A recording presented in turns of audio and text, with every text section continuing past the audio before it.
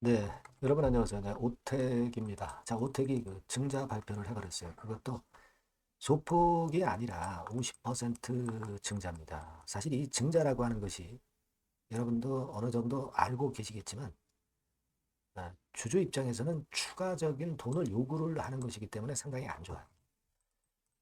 추가적인 돈을 가지고 증자에 참여해야만이 일시적으로 내려가는 주가에 대해서 보상을 받을 수가 있고 증자에 참여해야만이 똔똔이 되는 거죠. 속된 말로. 네. 그러니까 증자에 참여하지 않고 그냥 가만히 그 돈을 그 증자를 안 하게 될 경우는 그럴 경우는 결과적으로 손실입니다.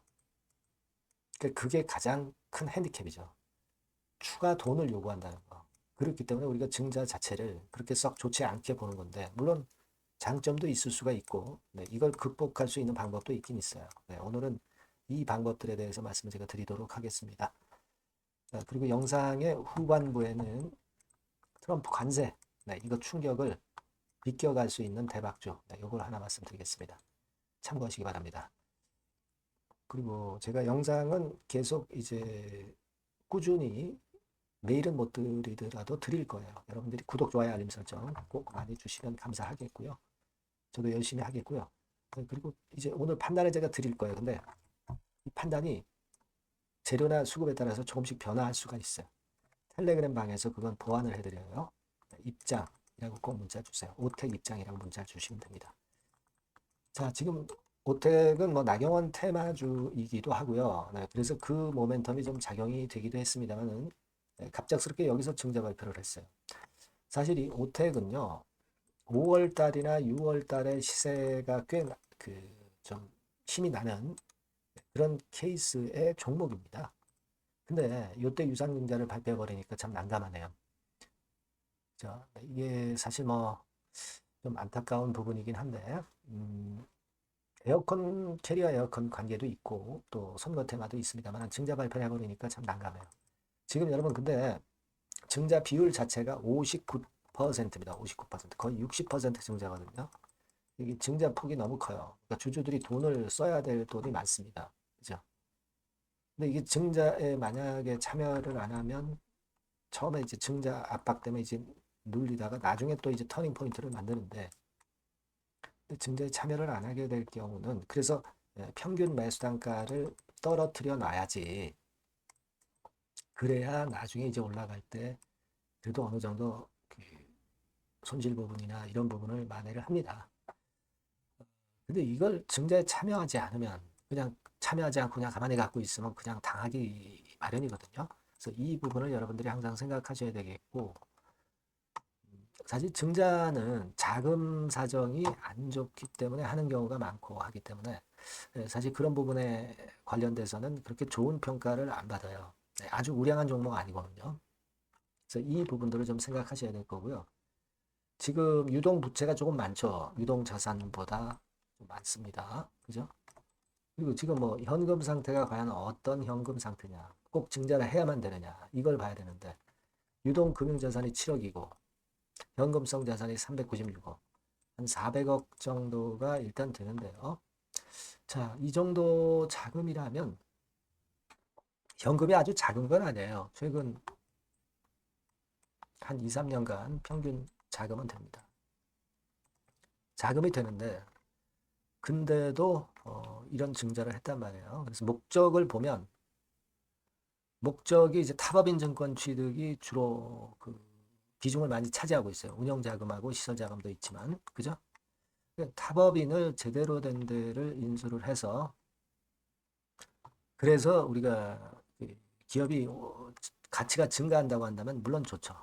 물론 좋습니다. 그렇게 볼 수 있죠. 뭐 여기 보시면 뭐 신사업 투자 해가지고 이제 나왔죠. 네, 신사업 투자 해가지고 나왔는데 음, 일단은 제가 볼 때는 다 좋습니다만은 재무구조 개선되겠죠. 당연히 돈 들어오는데 재무구조 개선 안 되겠어요. 다만 이제 주주 입장에서는 주가입니다. 주가. 주가가 단기적으로 이제 충격을 받아서 이제 눌렀다가 시간이 얼마 걸릴지 모르겠지만 또 올라갈 수도 있어요. 그죠? 증자 자금을 잘 쓰면. 그래서 기업의 가치가 상승하면은 결국 좋긴 합니다. 근데 다만 단기적인 물량이 여러분들 많이 증가하잖아요. 그죠? 단기적인 물량이 증가한단 말이에요. 그러니까 주가가 단기적으로 내린단 말이에요. 그리고 물론 그걸로 이제 자금을 잘 써서 기업이 성장하면 좋은데 만약 이게 잘 될지 안 될지를 모르는 상황에서 불확실성이 있는 상태에서 돈을 추가적으로 댄다는 것이 좀 강제적이기 때문에 그렇기 때문에 좀 부담이 가고요. 그죠? 예. 그러니까 지금은 일단 문제는 단기적으로 물량이 압박을 준다는 거예요. 단기적으로 물량이 압박을 준다는 거. 그리고 두 번째는 이 증자에 참여해야만이 똔똔이 된다는 얘기예요. 그죠? 네, 그냥 가만히 있으면 주가만 내려가고 안 좋단 말이에요. 그러면 이걸 타파하기 위해서는 어떻게 하겠냐? 결국 다음 주 초반에 시작해서 일단 절반 물량을 축소를 하세요. 축소.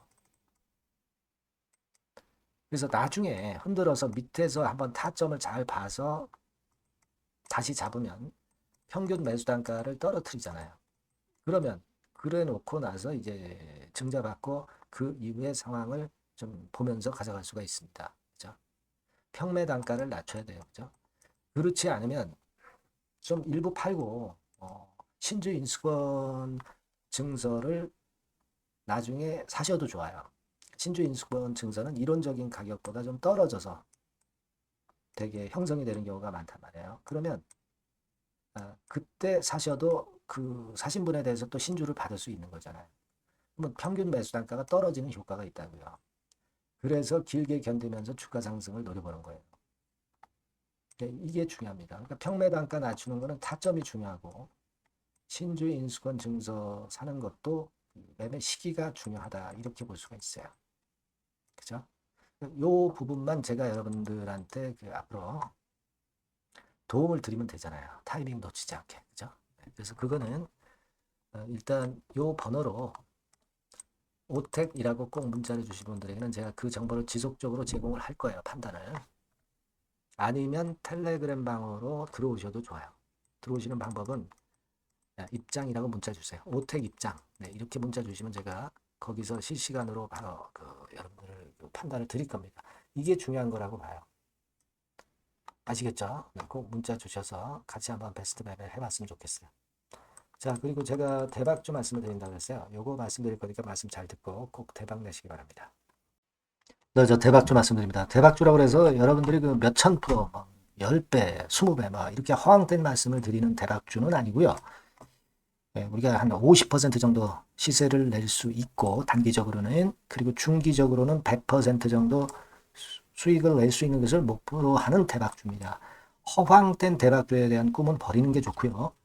이 종목을 오늘 소개를 시켜드리려고 합니다. 주가는 대개 8,000원에서 만 한 5,000원 선 정도에 여러분들이 접근하기 좋은 가격대예요. 그리고 변화가 너무 많은 중소형주 일하기보다는 대형주 섹터에서 골랐습니다. 네, 시총은 7천억에서 1조 3천억 정도의 종목이에요. 자본 총계는 한 1조 5천억에서 2조 5천억 정도의 안정적인 구도를 갖고 있는 그런 대박주입니다. 우리가 우량한 종목에서 선택이 좋죠. 네, 그 종목에서 한번 선택을 해봤는데요. 투자 기간은 2 내지 4개월 정도. 네, 그렇게 보시면 되고요. 자, 핵심은 그럼 뭐냐? 네, 여러분들 뭐 상호관세 이 건 때문에 상당히 어려워하십니다. 이 상호관세 악재를 회피할 수 있는 정도의 모멘텀 있는 종목이고요. 여기 나와 있죠? 그리고 대형 정책의 수혜가 있습니다. 초대형 정책인데 좀 이따 말씀드릴 거고요.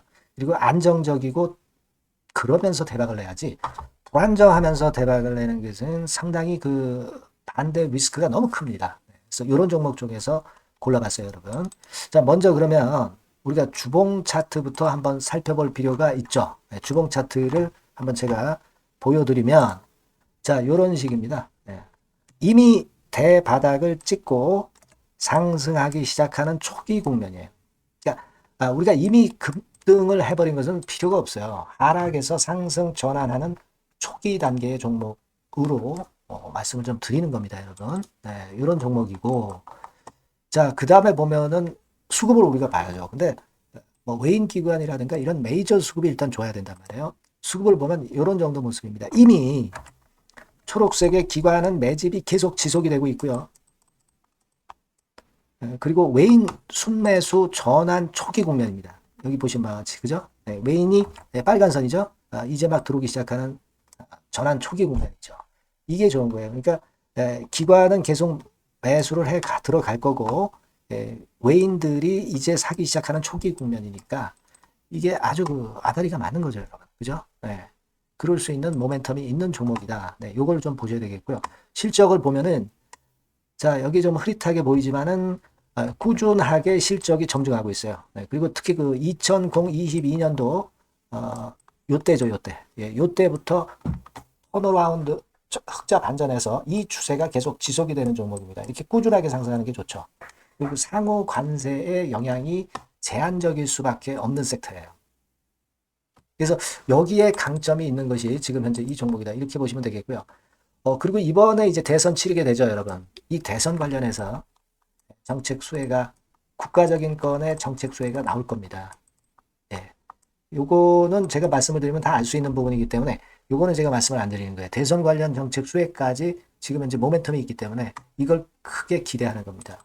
그리고 또 하나는 주총에서 대변신을 확약을 이미 했습니다.